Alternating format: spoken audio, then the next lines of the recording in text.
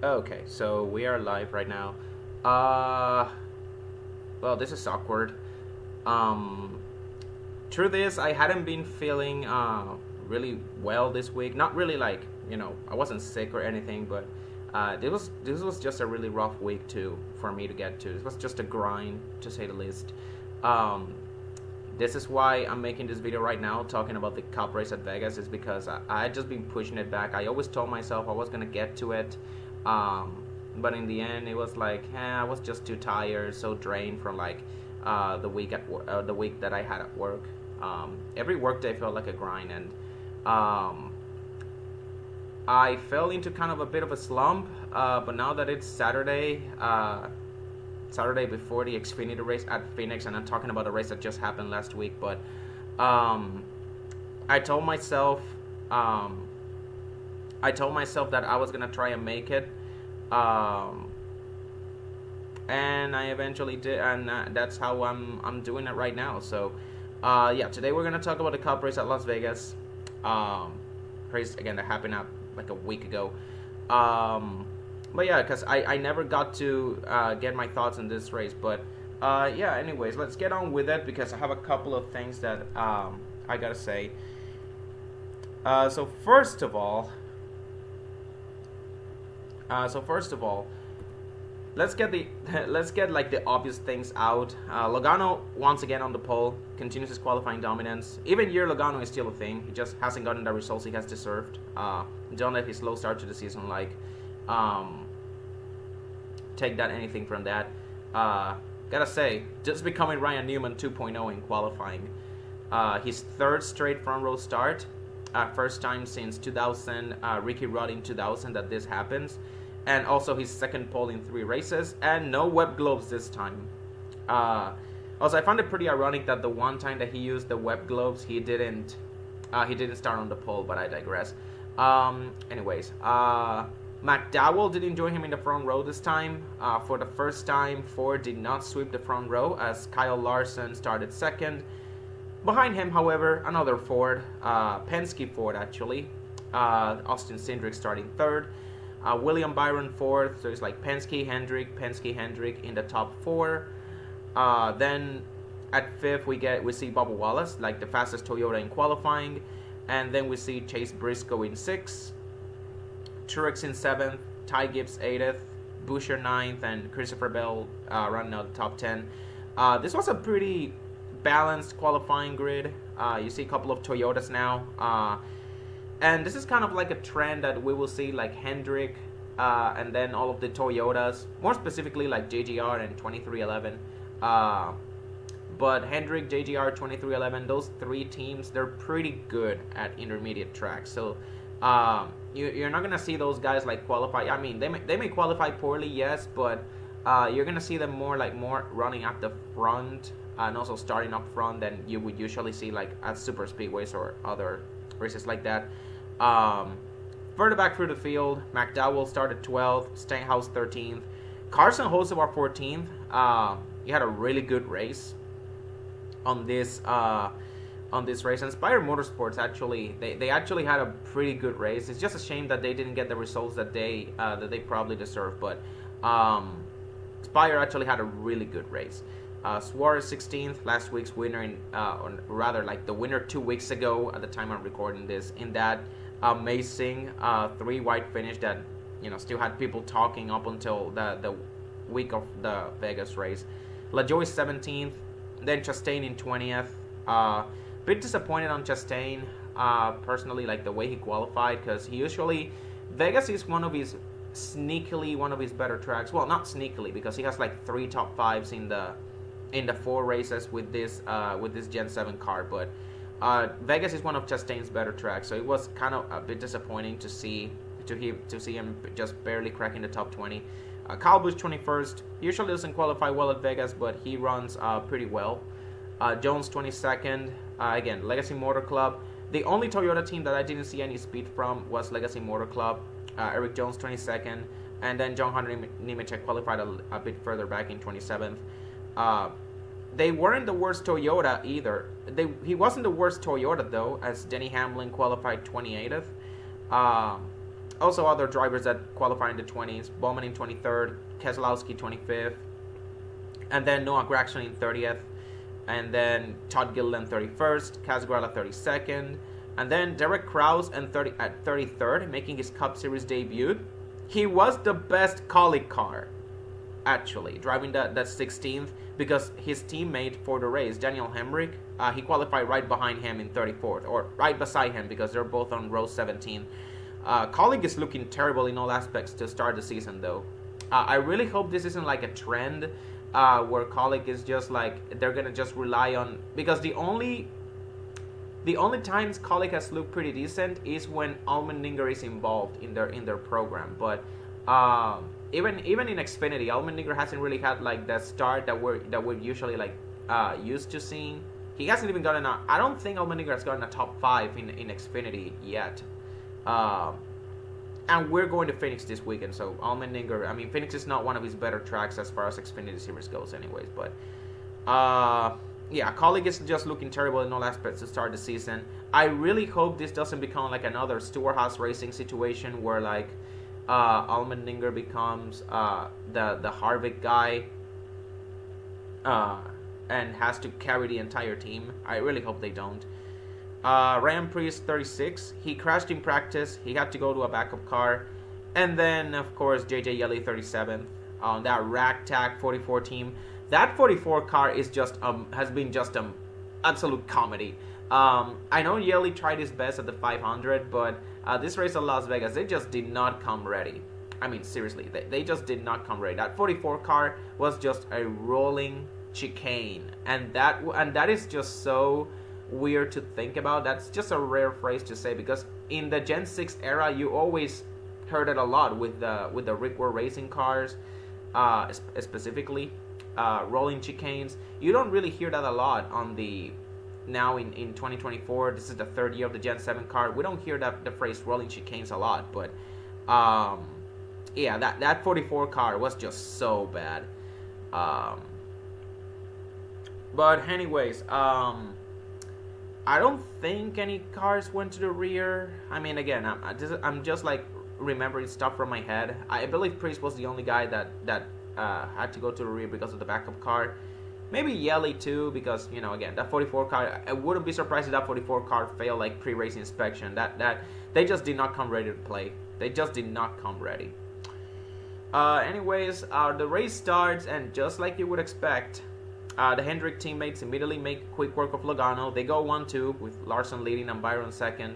Again, that Dark Horse Mustang, they have showed speed in qualifying, but on race day, specifically with Logano, of course, but when it comes race day, they just don't have the speed.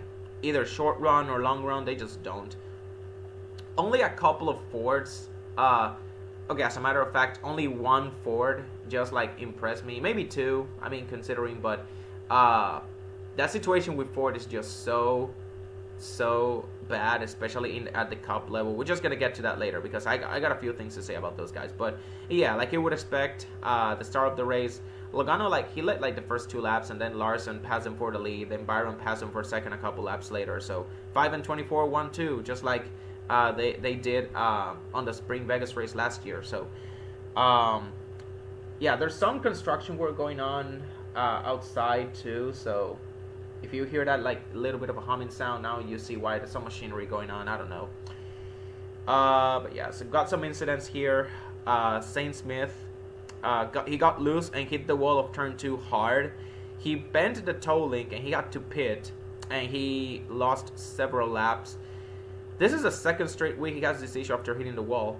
Of course, no caution this time, but also he also loses several laps. At least he doesn't DNF. I believe Saint Smith, he managed to make it all the way to the end of the race running. I don't think he DNF, so that wasn't a caution though. What was the caution, because, you know, we had an early caution anyways, was Christopher Bell getting a flat right rear tire that eventually blows up.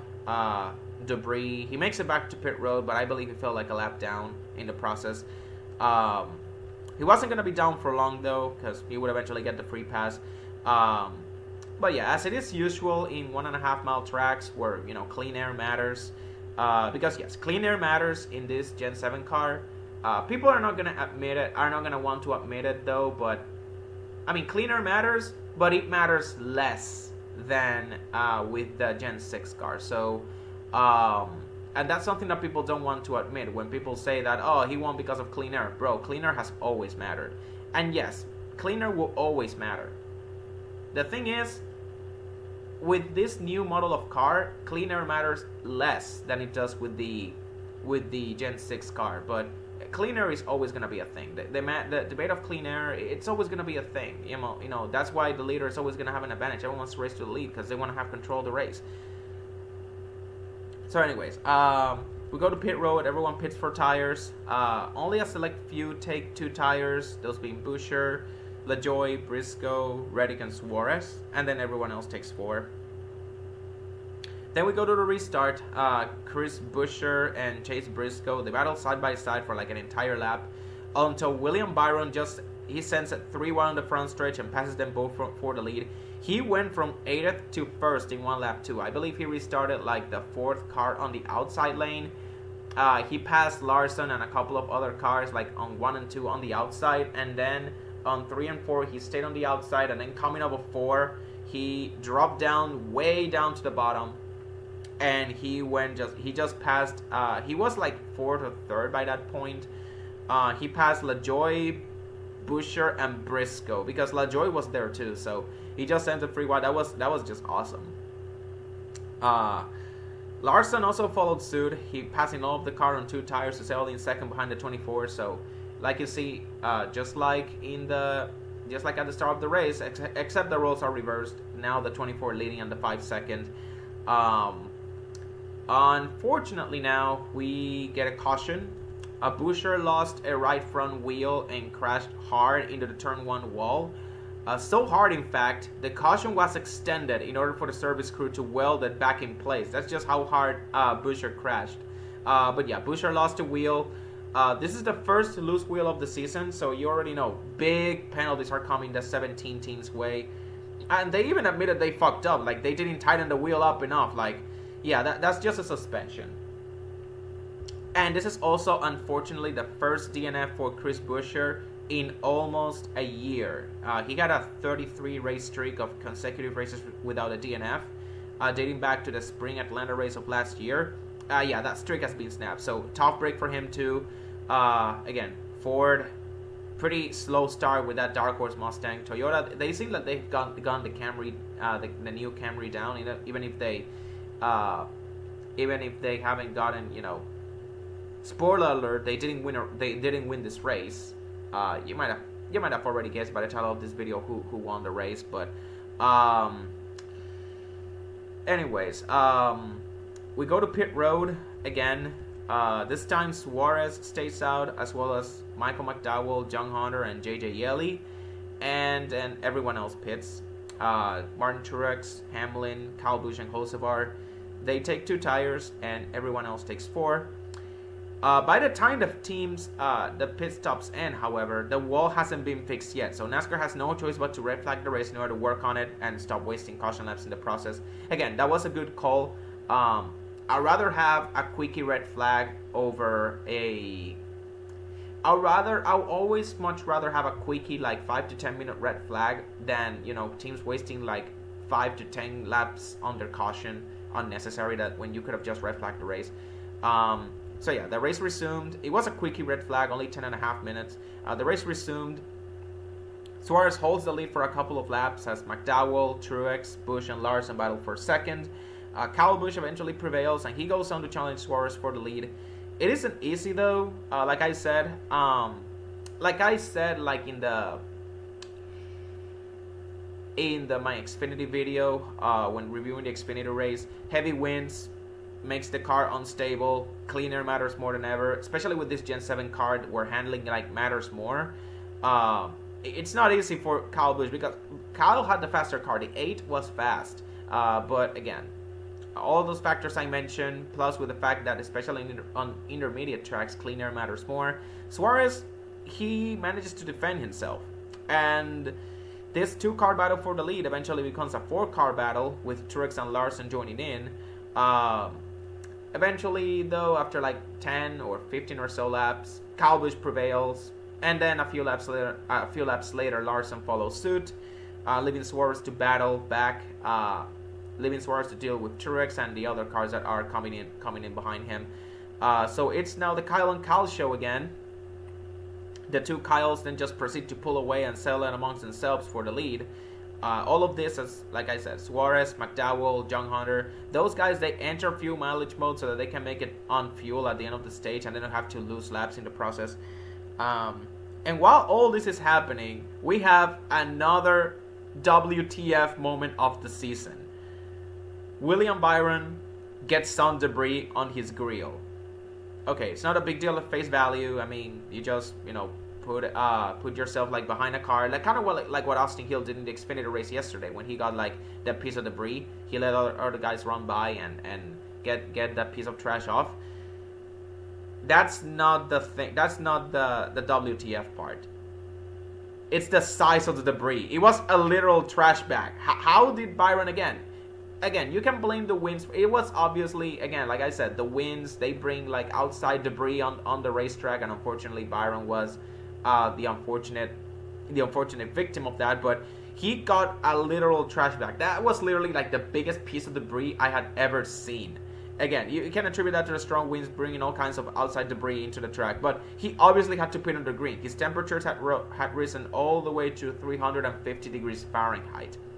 Fortunately for him, though, the engine didn't blow up, and since it was early in the race, he did get the free pass at the end of the stage.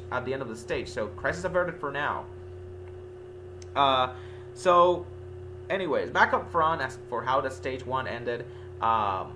Busch and Larson, they spent like 10 more laps after taking care of Suarez. They spent 10 more laps battling for the lead, but Larson managed to pass Kyle Busch on the outside once again, just as the Toyota started coming alive towards the end of the stage. Because, again, the rest of stage 1, thankfully, it went green all the way.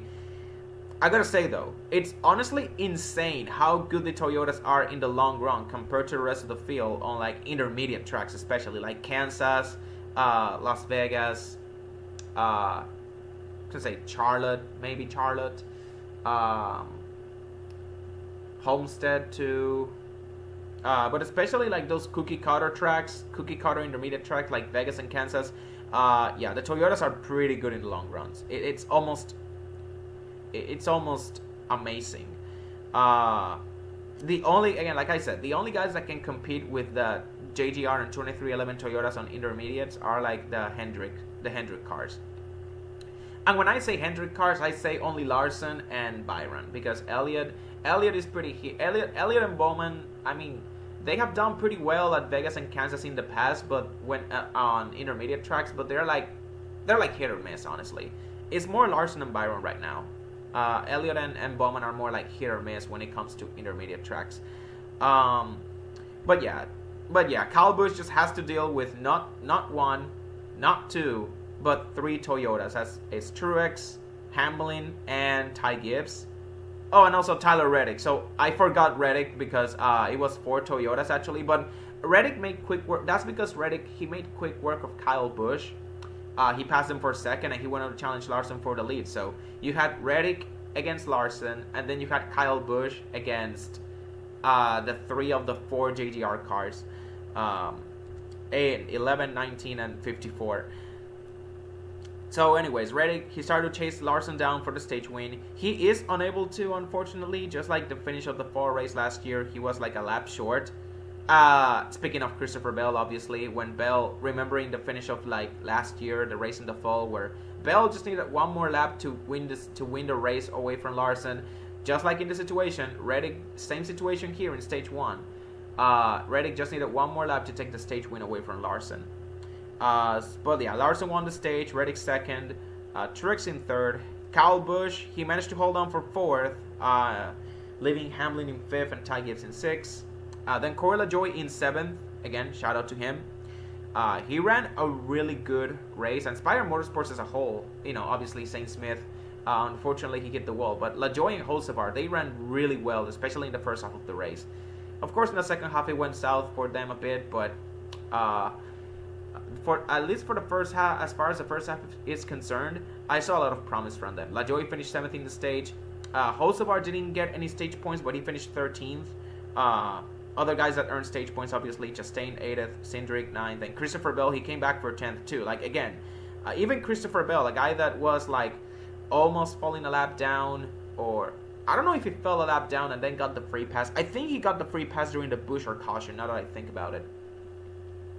But yeah, Christopher Bell, he finished 10th in the stage after causing the first caution with that flat right rear tire. Again, though the long run speed those Toyotas had, they have the new Camry figured out. Again, they have not won a race yet this season, a cup race yet with that new Camry, but they have it figured out. Specifically, JGR, the Gibbs, and 2311 cars.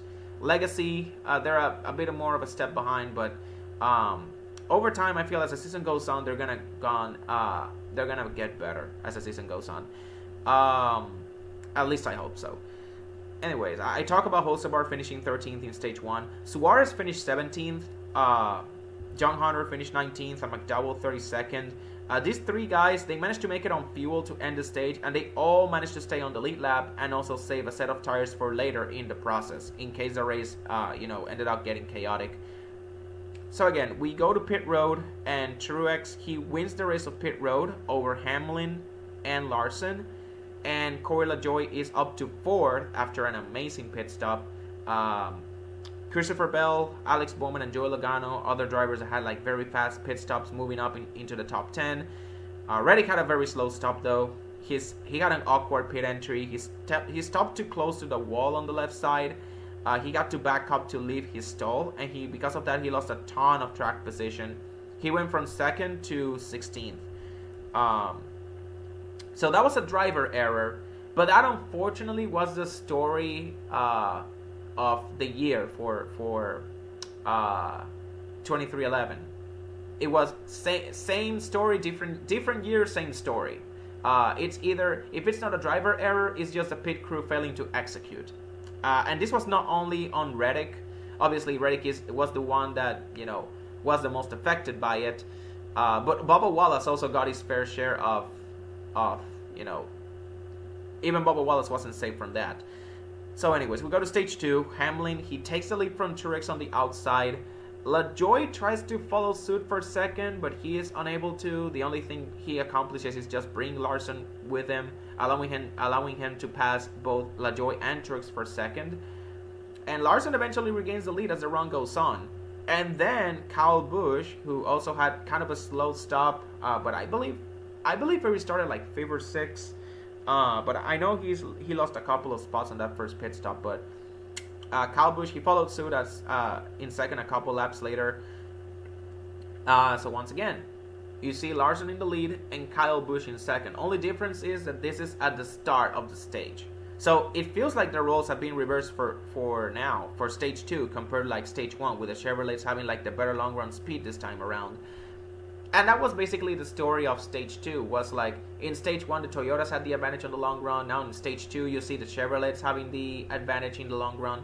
Well, more specifically Larson and Kyle Busch, which in my opinion have been the two guys that have showed the most speed out of all of the Chevy camp. Not necessarily as far as results go, but as far as raw speed, Larson and Kyle Busch have been the two best Chevrolets in my opinion. I mean, you can also throw in there William Byron if you want to, but Larson and Busch, in my opinion, as far as speed goes on, don't look at the results, at the finishing results, but as far as the eye test goes, to me, Kyle Larson and Kyle Busch, they have been the two best drivers for Chevrolet as far as raw speed. So they stay 1-2 until green flag pit stops begin at around lap 120. Again, Bubba Wallace, Ryan Blaney, Stenhouse, they start the cycle, and this brings everyone down. Austin Dillon, Suarez, Logano, Cindric, Keselowski, Nemechek, Hamlin, Martin Truex, Ty Gibbs. This eventually forces the leader Larson down pit road, as well as Chastain,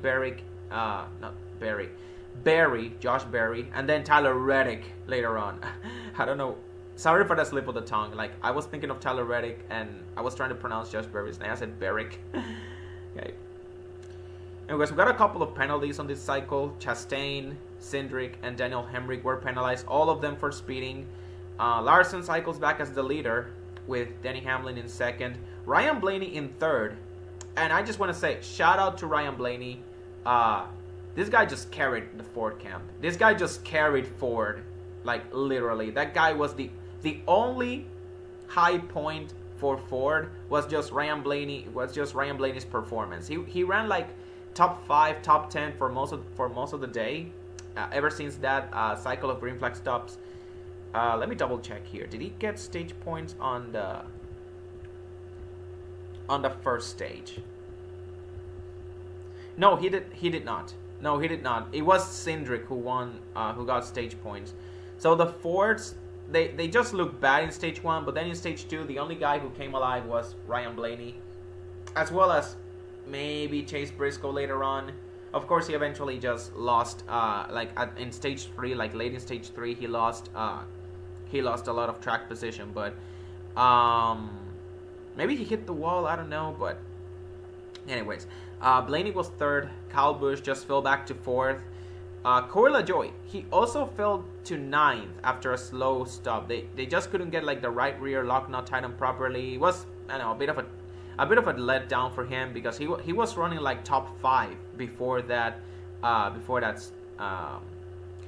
cycle, and he was running top 5 on speed. He wasn't like running top 5 on strategy. No, he was running top 5. You know, on that restart, he almost made that move on Truex to pass on the restart he almost got to second behind only Hamlin when he tried to make that move on Truex. Of course, it didn't matter, or it didn't work.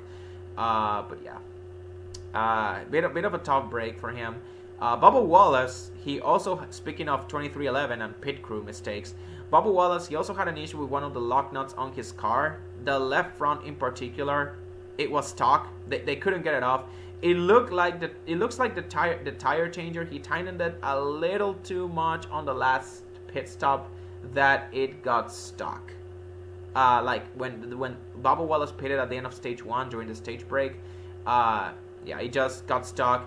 The pit crew, they spent 2 minutes trying to fix the issue. They were unable to, and they had to come back down pit road to fix the issue even further during the stage break. So unfortunately, Bubba had to rejoin the track 3 laps down. Again, same story, different season for Bubba.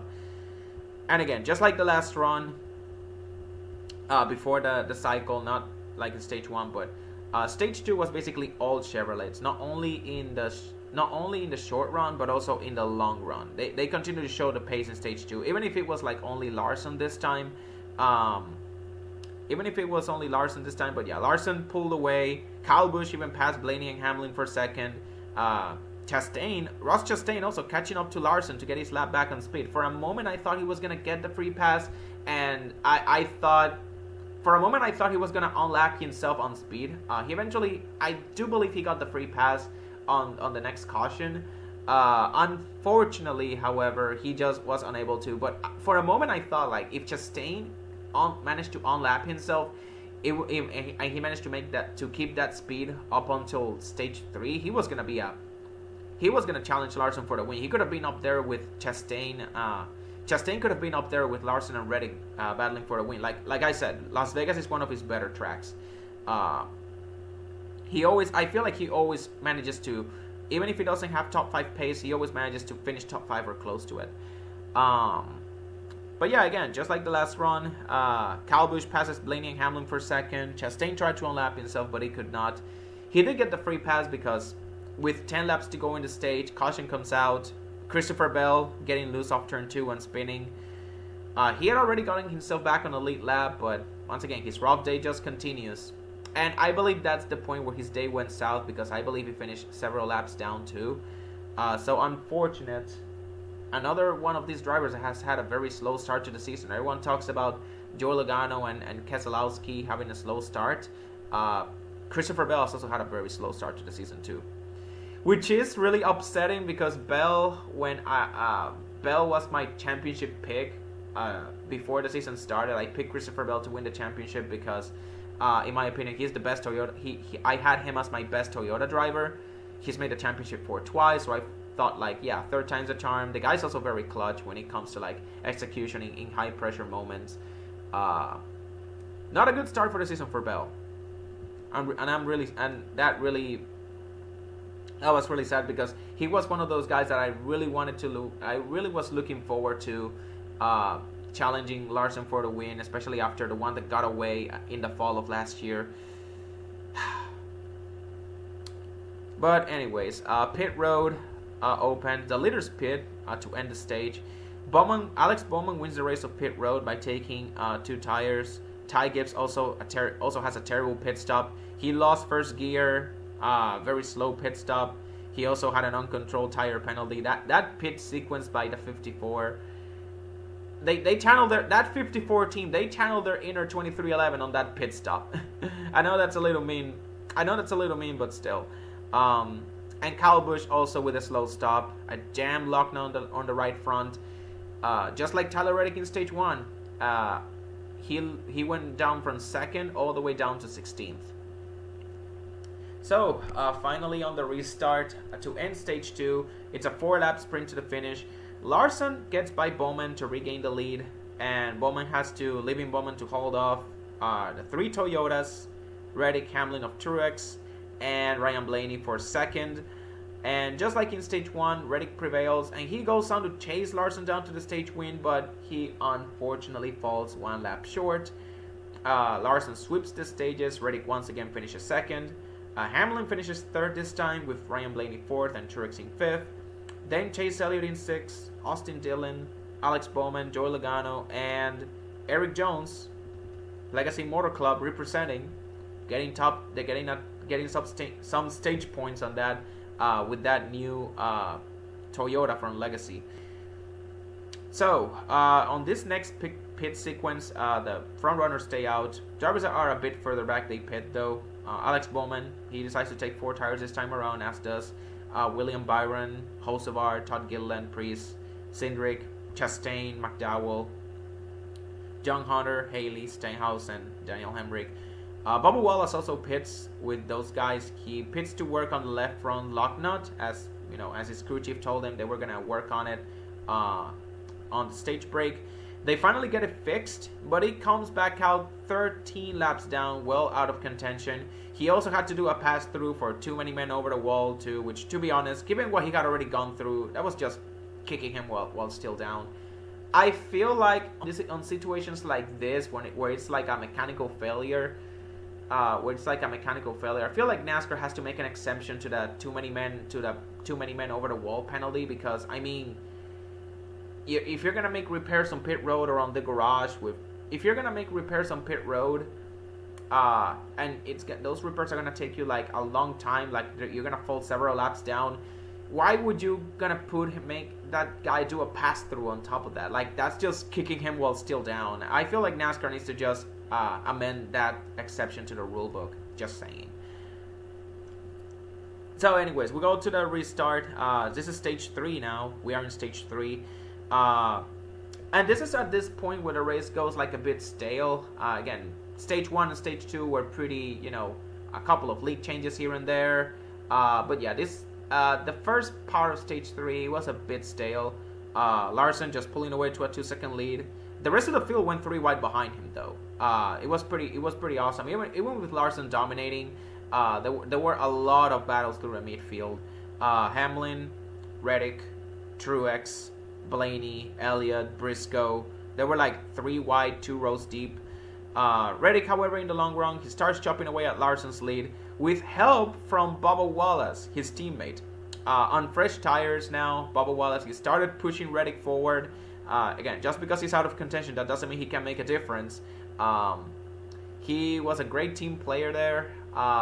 He was like doing like that little bit of a bomb draft on Reddick to help him gain, to help him chop away at Larson's lead. It was pretty awesome. Bubba just helping his teammate out. It was awesome to see. Just an awesome sequence all the way. Just shake and bake. Kind of like some Talladega Nights. Something out of Talladega Nights.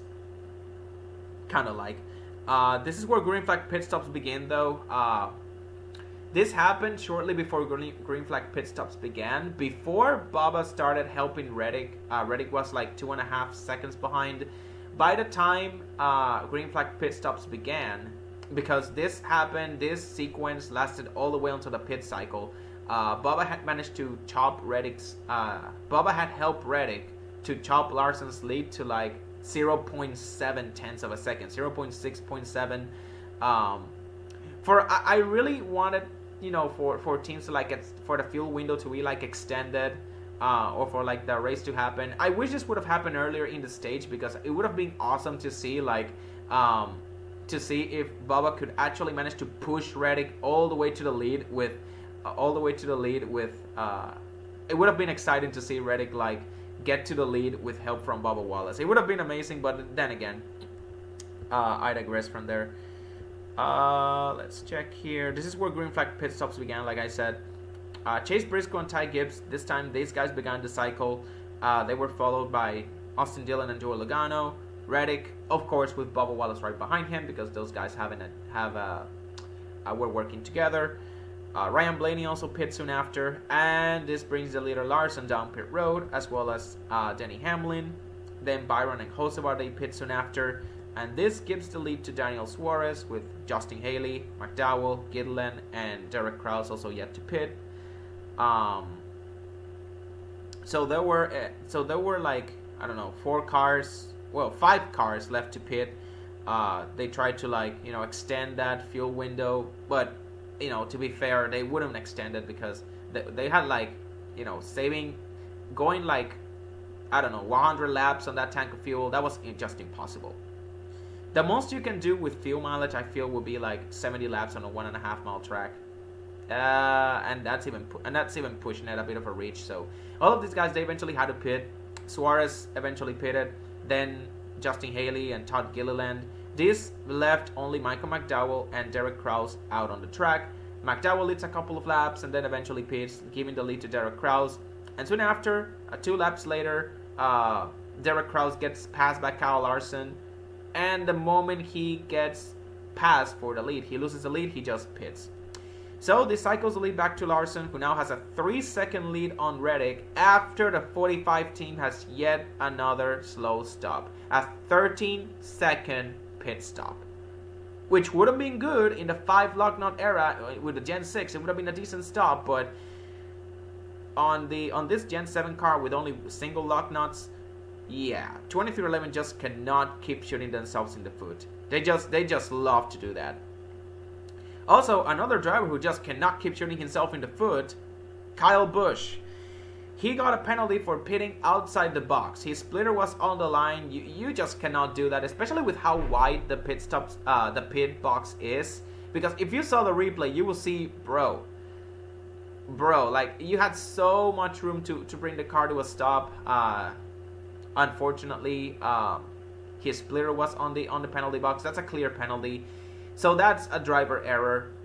The second error was because it's also on the pit crew or the crew chief to tell them, hey, back off a little bit. Yeah, he would have lost some time, but at the very least he would have, he wouldn't have gotten a penalty. That's what I'm trying to say. So he unfortunately falls a lap down. He falls to like 30th, I believe. And yeah, this was another weird race because there were a lot of green flag runs, but the cautions, they just came on pretty timely, and coupled with all of these drivers taking wave arounds, especially late in the race, because we had a late race caution that we're going to get to later. There were 31 cars that finished on the lead lap at Las Vegas. That is the most, according to, once again, our good old buddy Trey Ryan on Twitter. Shout out to him for finding this stat. 31 cars finished on the lead lap at Las Vegas. That's the most amount for amount of that's the most in a race at Las Vegas. 31 cars, the most amount of cars that have finished on the lead lap at Las Vegas. Yeah, spring 2024, 31 cars on the lead lap out of 37, by the way. So yeah, fortunately for them, obviously, because they eventually took the wave around to get back on the lead lap. That late race caution that I'm talking about, it came out with 33 laps to go for Corey LaJoie spinning in turn 1 after blowing a right rear tire. Disappointing end to what looked like a very promising run, because LaJoie, he was, for parts of the race, especially in the first half, he was the best of Spire Motorsports. Then after the after the second, after they got that slow stop, he fell out of the top 10. I don't think he got any stage points. And then, of course, the strategy, some guys taking 2 tires, they shuffle him out of the field. But he still managed to run, in the top 15 along with Hocevar. But by that point, Hocevar was, outrunning him. And Hocevar, I believe he even managed to get to the top 10 for, a split second. I know he was battling for 10th with Byron before that pit sequence. But, yeah, promising day for Spider Motorsports. Disappointing end for LaJoie, though. We go to this final round of pit stops, though. Everyone pits. Chastain takes 2 tires and he gains a ton of track position. Unfortunately, he comes second behind Larson, who takes 4, and everyone else also takes 4 tires. Ty Gibbs with another slow pit stop. He drops to 10th again. He doesn't have. He is not running with. He is running without first gear. He lost first gear, I believe, on that stage 2 pit stop. That pit stop late in stage 2. He lost first gear, so the team had to push him out of pit road. That's why he lost. That's why he lost a lot of. That's why he lost some track position. It's because when you lose first gear, those pit stops are going to be slow. So we go to the final restart of the race. Chastain, he tried to challenge Larson for the lead, but there's only so much you can do with only 2 tires. Chastain, he held on for as much as he can, though. Like I said, Chastain, he got the speed. There was a point in stage 2 where I felt like Chastain will unlap himself after getting that speeding penalty. He didn't, obviously, but he still showed a lot of speed. So if he got the track position, even if it was just with 2 tires, he was going to stay there for, he was going to fight it, especially late in the race. You know how aggressive Chastain is. He lost second place to Reddick, though, unfortunately. And this, once again, just set up for the story of the race. Once again, Larson up front, Reddick trying to catch up. And Larson, he did a great job defending and using the lap cars to his advantage. They eventually reached Bubba Wallace, though, and for a second, I thought he was going to hold Larson up a bit, but he did not. Instead, he docked down low, and he let both of them by so that he could help Reddick like he did earlier in Stage 3 by pushing him. But unfortunately, he is unable to keep up with the 45 because the 45, he had better pace than the 23. And, Reddick is not going to wait for Bubba to reach him. He's fighting for a win, so if he was going to beat Larson, he was going to have to do it himself. And he made a valiant effort. He kept himself within a car length of the 5 car, but in the end, cleaner prevailed, and he could not get the job done. That and the fact that Larson was just the guy to beat all race long. Some people saying that Reddick should have run the outside with 2 to go. And, there's some validity to that, but you also got to realize that if Larson also loves to run the outside, but the main reason he doesn't do it as often is because it burns his tires more, and that's the main reason why Larson he has not been able to close out these races a lot. It's because he burns his tires early in the run, and then he has nothing left in the long run. That's the main reason why, if you remember Homestead 2023, why he got passed at the end of Stage 2 when he lost the stage out to Ryan Blaney. Also, Atlanta 2021, when he lost the race to Ryan Blaney as well, Larson just burned his tires. A lot of people are still going to blame Joey Logano for holding him up, but I know better. I know better. Larson had already burned his tires. That's why he didn't.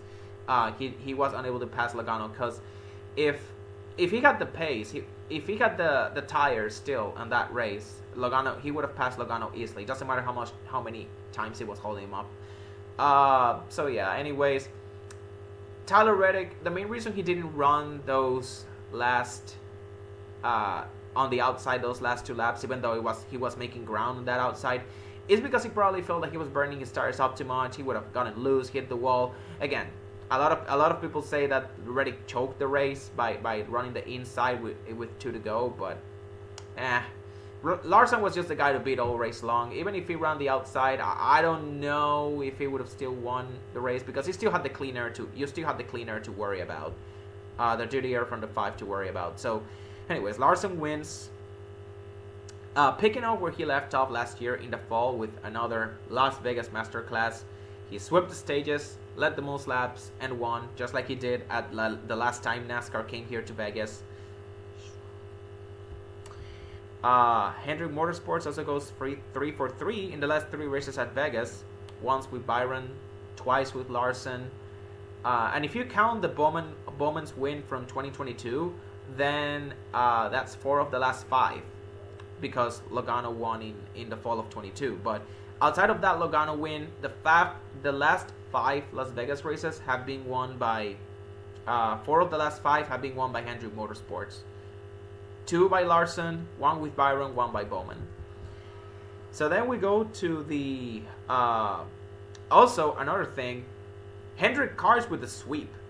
I say sweep because Hendrick cars, they didn't run on as a sponsor for any of the Xfinity cars, but as far as the Truck Series race goes, as far as the Cup Series race goes, it's a sweep. With Raja Carruth on Friday, Larson on Sunday, both of them also graduates of NASCAR's Drive for Diversity program, which, you love to see it. But yeah, HendrickCars.com, they're making some bank. They went all in on Raja Carruth, and he repaid them with a win. When they signed Kyle Larson, and Larson, when they signed Larson back in 2021, when Hendrick signed Larson back in 21, and they were struggling to get sponsorship because at this point Larson, he was still at a very low point, just recovering from the biggest blunder in his career. Hendrick decided that they were just gonna put Hendrick cars on and sponsor him for the whole season. It's paid off dividends. As a matter of fact, I believe I saw this stat back in 2021 that is still, it still boggles the mind. But it also explains why Hendrick, he doesn't put a lot of, you don't see the 5 car with a lot of sponsorship variety. It's because Hendrick, he wants to keep that 5 car sponsor fully funded by Hendrick Cars. It's because by using Hendrick Cars as a sponsor, Rick Hendrick just gains more money for his business. So it makes sense financially for the 5 car to be sponsored by Hendrick Cars for most of the season. It's just honestly crazy. It's just honestly crazy how everything works out and how amazing it works. It all works out. So,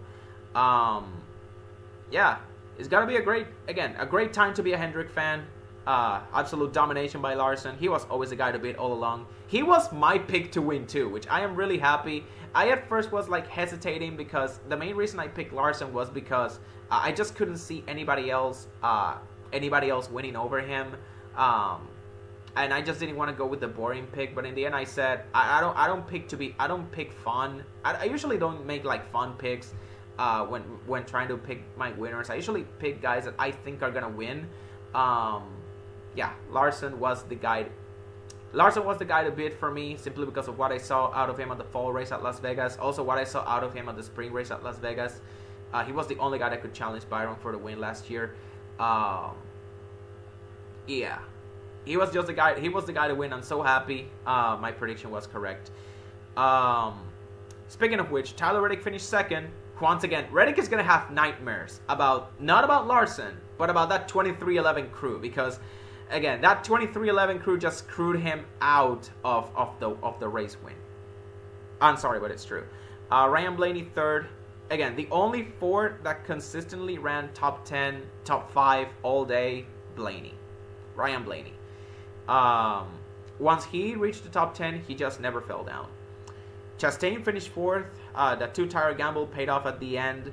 Ty Gibbs finished 5th. Pretty great. Pretty awesome run. Really impressed with the run that he had with no first gear too. With no first gear and all of the troubles that he had on pit road, the fact that he still managed to finish with the top 5, that's amazing. Noah Gragson in 6th. A great run on the final stretch. He was on the brink of a top 5 finish too, trying to battle with Chastain and Ty Gibbs, but I was kind of hoping at the end that Gragson would get a top 5 at the end, but it was just not meant to be. But still, 2 top 10s in the first 3 races. If it wasn't for that penalty, that 35-point penalty that they got after Atlanta, Gragson would have been top 20 in points, and he would be the best Stewart-Haas racing driver. As far as results go, Gragson is the best SHR driver, which is a bit surprising. I thought at this point of the year we would start seeing a bit more out of Briscoe.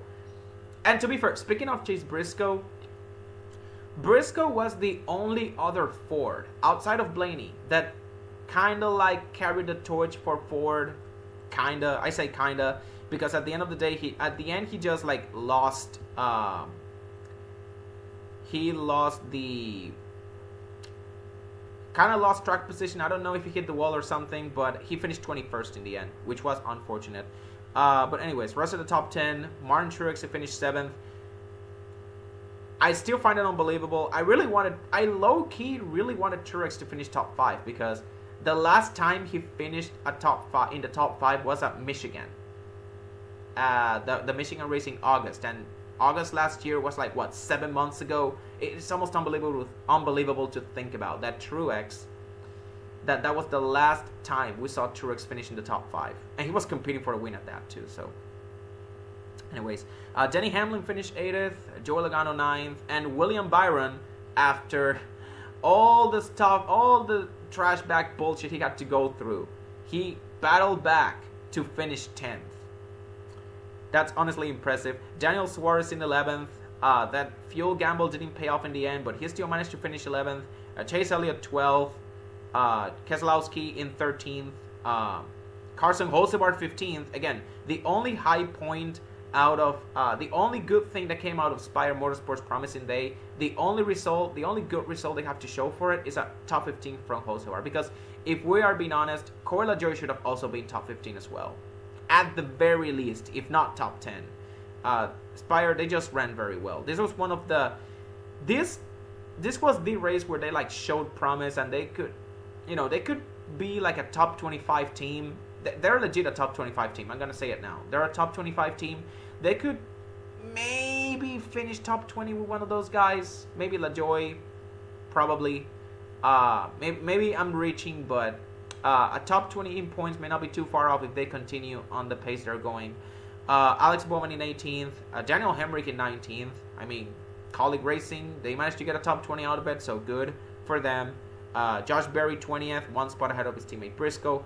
Michael McDowell 25th. Again, for as good as Front Row Motorsports has gotten, they're going to be a threat to win on super speedways and road courses simply because of McDowell. But still, on intermediates though, they still got some work to do. Fords on intermediates, they're pretty weak. They're pretty weak, especially on intermediates, which it doesn't really surprise me this result from McDowell. The Front Row Motorsports, especially their intermediate track program, especially the fact that they are allied with Ford, yeah, that was just a recipe for disaster the moment the green flag waved. Kyle Busch 26. Speaking of recipes for disaster, just a race. He just threw this race away. I'm not gonna lie, he threw this race away. You can say whatever you want about the pit crew, but Kyle Busch, he had battled his way back into the top 10 before that final green flag stop where he got a penalty. He did finish on the lead lap because he took the wave around, but I mean, what matters? Why does it really matter if you finish in the lead lap when you finish 26? Doesn't matter. Derek Krause 28th.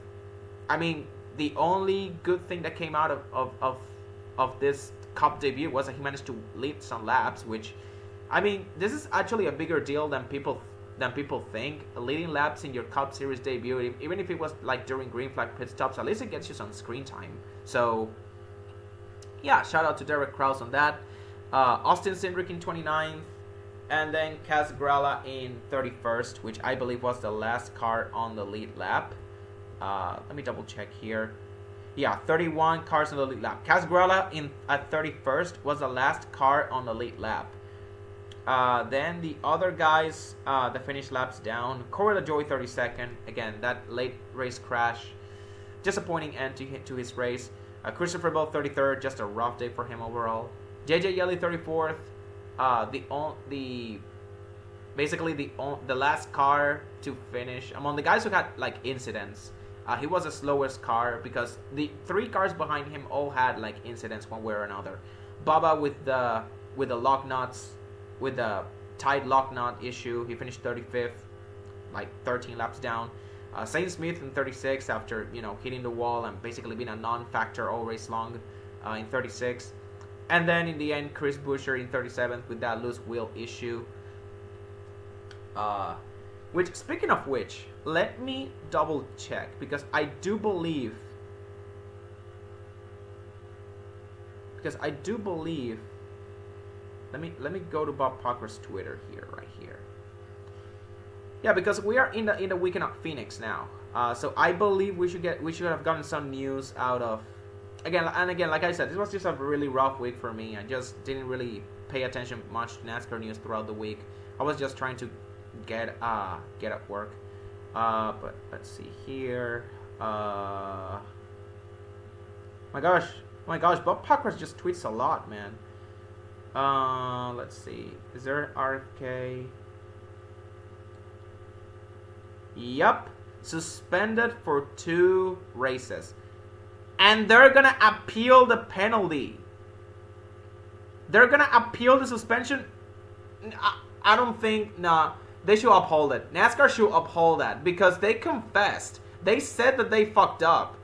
They even said it on the radio that, yeah, they just didn't tighten the wheel enough. They fucked up, bro. They're not gonna. No, they're not gonna.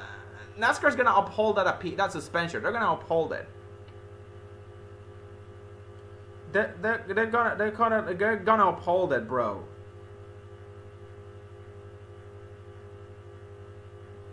What is the basis of that appeal? What basis do they have? NASCAR's just gonna pull out the radio chatter that said, yeah, we fucked up. We didn't tighten the wheel enough. No, come on. Like that's just a tough break for Buescher. But come on, don't fight it. RFK just, they just fucked up. Just take the suspension and go home, man. And yeah, now that I think about it, Buescher, Bell, Logano, Keselowski. Holy shit. We're going to see a lot of all of these guys with slow starts on the season. It wouldn't surprise me if one of those 4 guys missed the playoffs. Hopefully it's not Bell or Logano. I bought stock on 2 of those guys, but Keselowski and Buescher, it would be disappointing if one of them missed the playoffs, especially Buescher after the season he had, after the breakout season he had last year. It would suck for Buescher to It would just suck for Buescher to just go from that to just, back to his 2021, 2022 self. No.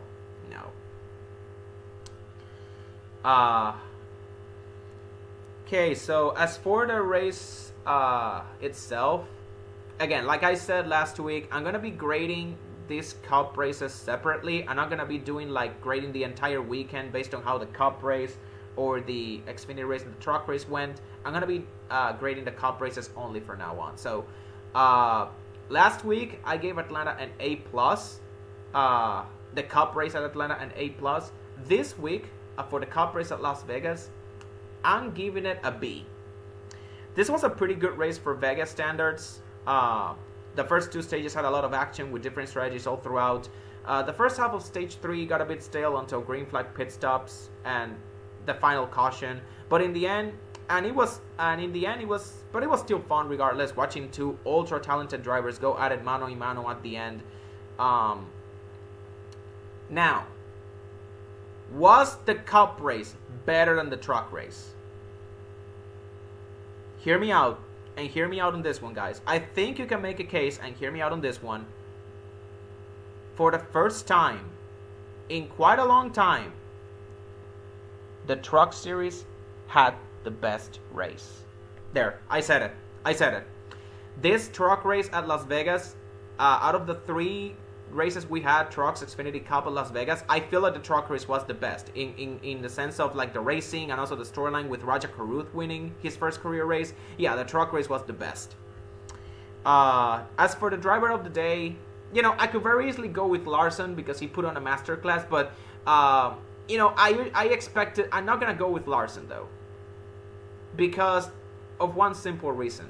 I expected Larson to be good, to be a factor. I expected him to be a factor 100%. This domination from him does not surprise me in the slightest.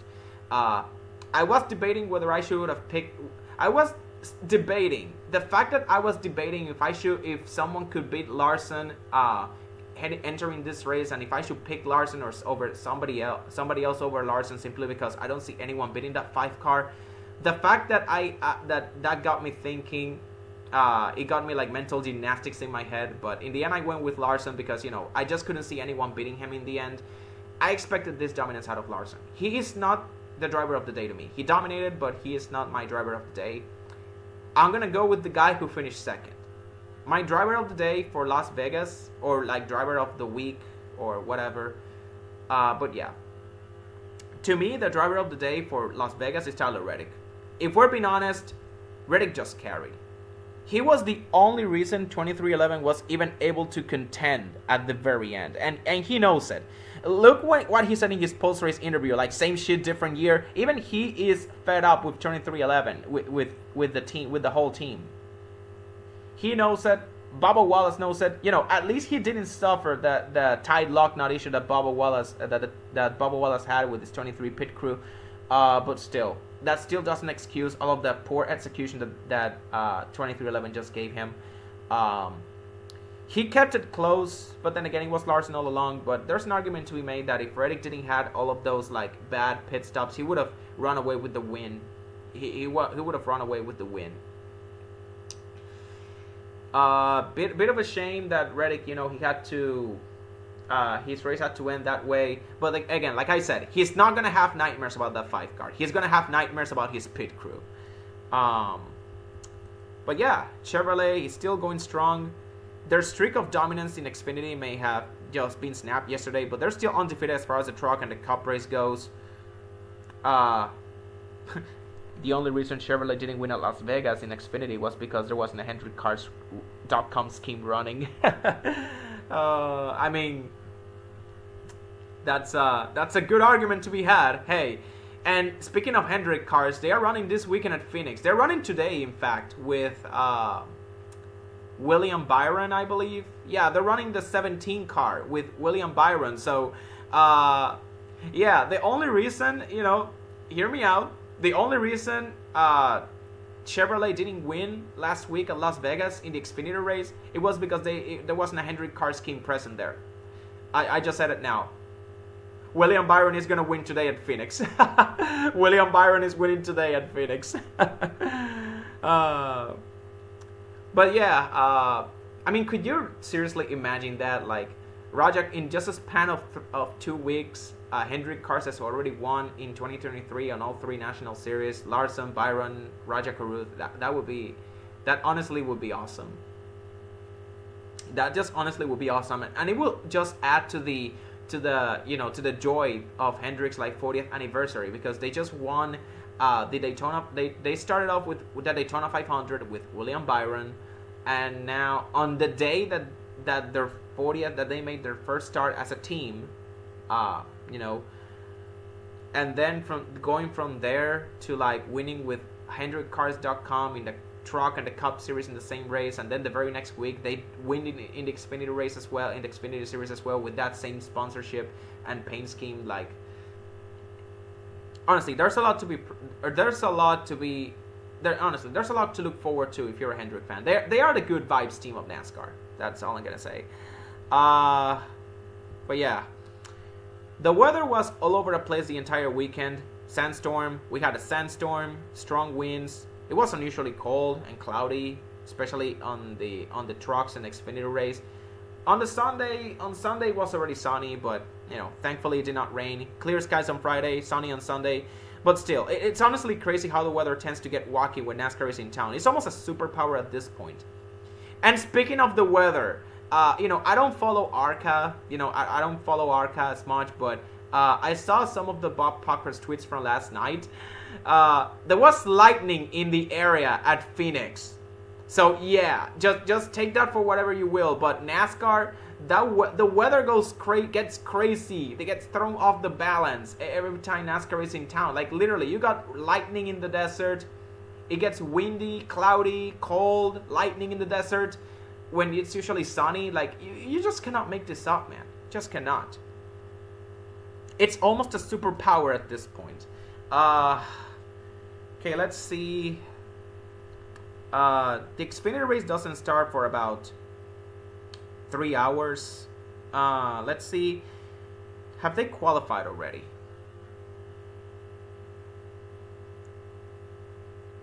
Okay, they're qualifying. Okay.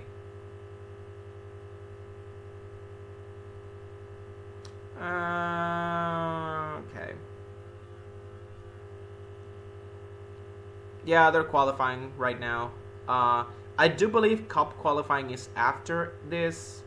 Yeah, I'm just gonna leave it. I'm just gonna leave this video here. I'm just gonna end it. Sign off here for now.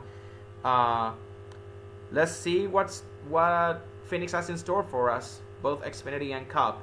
Hopefully my next video doesn't take as long as this one.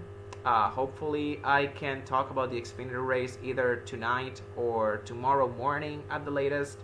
But yeah, that's all. Thanks so much. Thank you so much for watching, and peace out.